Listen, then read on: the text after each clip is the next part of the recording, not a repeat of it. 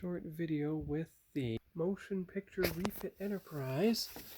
I'm preparing it for the A Creation decals, the ones with the iridescent colors on them. So the first thing is to color up all the yellow, which is what the Hall Age 2 with the gray primer, like I did with the modern 537.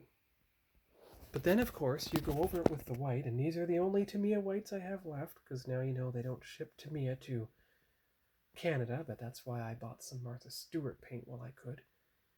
And once the white base coat is down, then on Saturday morning, because I'm going to spray this tomorrow night, this is Thursday night, this is Saturday morning, the pearl white.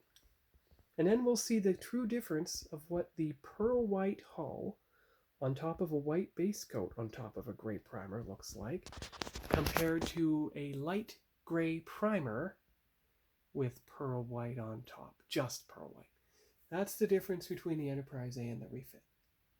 And of course, by Star Trek II, it had dulled down to AS5 light blue, which is basically a gray.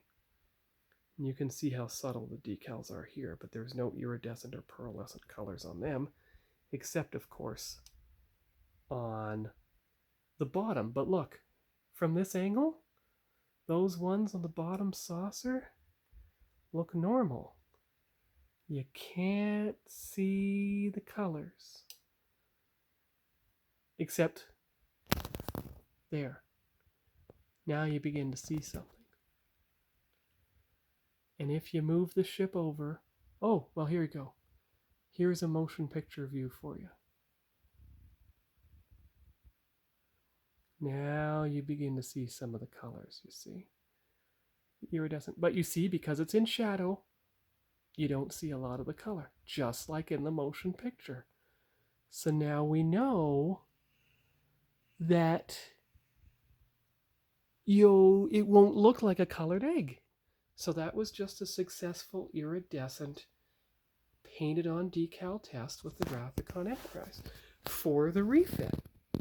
So that's good. So I'll come back when it's primered gray, and we'll see what it looks like then. See you in a few minutes.